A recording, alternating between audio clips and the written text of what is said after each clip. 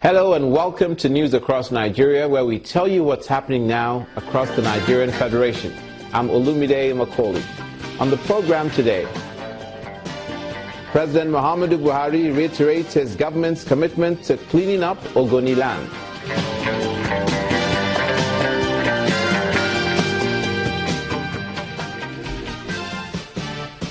Governor Ayo Fayose meets Ekiti teachers, promises to make life bearable for them despite the state's financial challenges.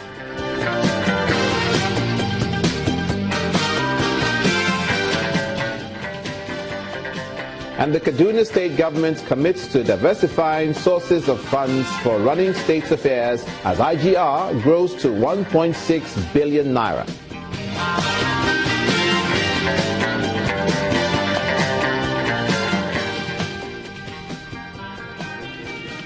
Thank you for joining us. We begin in the Federal Capital Territory, where President Muhammadu Buhari has reiterated the commitments of his administration to the cleanup of Ogoniland in Rivers State. He said this during the inauguration of the Board of Trustees and members of the Governing Council for the cleanup at the Presidential Villa in Abuja. The federal government recently launched the cleanup of Ogoniland with a promise to expedite action, but criticism has trailed the delay in kick-starting the project weeks after the exercise was launched. According to the United Nations Environment Programme, it will take between 25 to 30 years to restore the oil-polluted environment to a clean state. Also in Abuja, the federal government has threatened to withdraw the licenses of some local fertilizer manufacturing companies over alleged economic sabotage. This comes as the National Security Advisor, Mr. Babagana Monguno, has confirmed the arrest of a store manager and 5 other employees of an explosives distribution company alleged to be suppliers of explosives to the Niger Delta militants.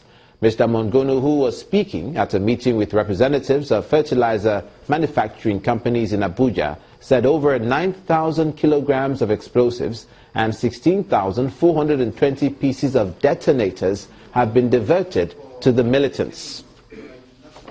Office has conducted investigations into the incessant bombing of oil facilities in the Niger Delta region of Nigeria and discovered that commercial explosives and accessories were used for these attacks. Based on this fact, I have directed our explosives experts based in the Office of the National Security Advisor to conduct further investigations and a detailed audit of the records of explosives magazines and quarries in that region. This has revealed that there was a diversion of 9,000 kilograms of high explosives and 16,420 pieces of electrical detonators for illegal use. The actors, including the storeman of a major explosives company,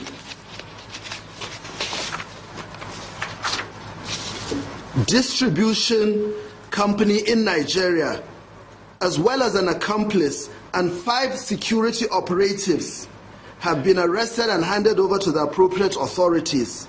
The Office of the National Security Advisor has observed with total dismay and disappointment some unpatriotic acts and abuse of the goodwill of the federal government of Nigeria.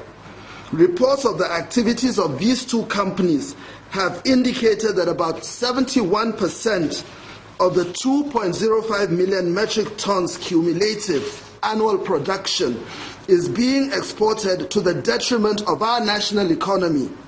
This has resulted in a spike in the price of urea-based fertilizers in Nigeria, with obvious implications on food security in the country.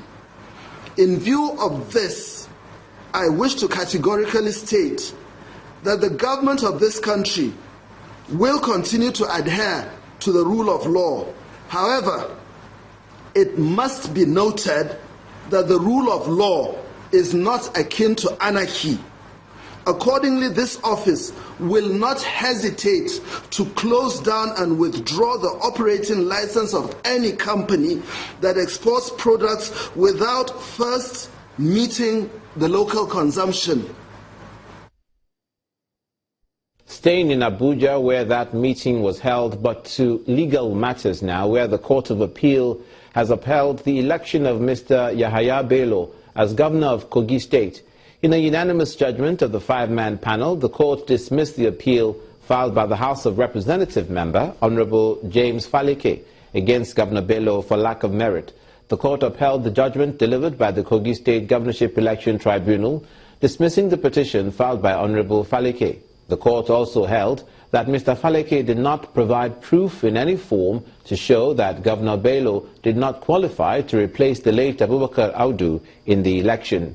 Mr. Faleke ran as deputy governorship candidate to Mr. Audu. Before the announcement of the result, Mr. Audu suddenly died and INEC declared the election inconclusive.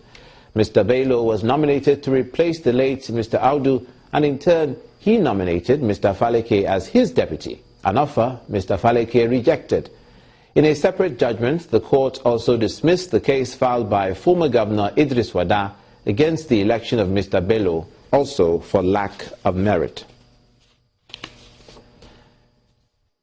From the north-central region of Nigeria now to the south-south, where members of the Nigeria Union of Local Government Employees, the NULGE, Edo State chapter, have staged a protest in Benin City over unpaid salaries ranging from 7 months to 18 months. The president of the NULGE, Comrade Ibrahim Khalil, while addressing the workers at the rally, said the National Executive has given its blessing to any line of action necessary to get the state government to pay the outstanding wages. Meanwhile, Governor Adams Oshomole says local government councils are autonomous in Edo State and should accept responsibility for their current situation. Members of the Nigeria Union of Local Government Employees, NULGE, from the 18 local government councils of Edo State in their different batches, marching towards the King Square axis in Benin City, the Edo State capital. Dressed in black, these workers reflect their mood as they have songs composed to express their grievances over unpaid salaries despite promises by the state government.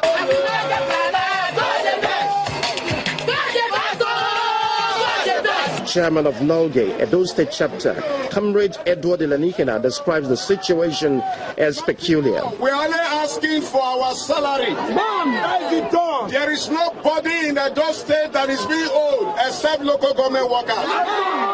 If there is anybody like that, let him join us in the protest.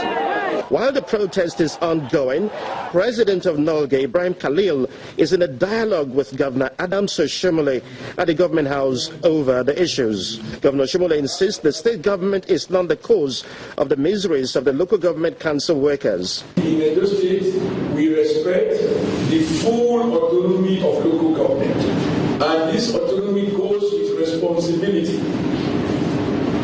I challenge your union leaders in Edo State to show any evidence to the contrary. Prior to my assumption of office, the revenue of local government was being spent on their behalf by the state government. The union leader returns to the rally without a positive news. He, however, assures his comrades that the national body remains committed to getting their entitlements. We have the mandate of the National Executive Council of NULGE to move National Secretariat of NULGE to Edo State.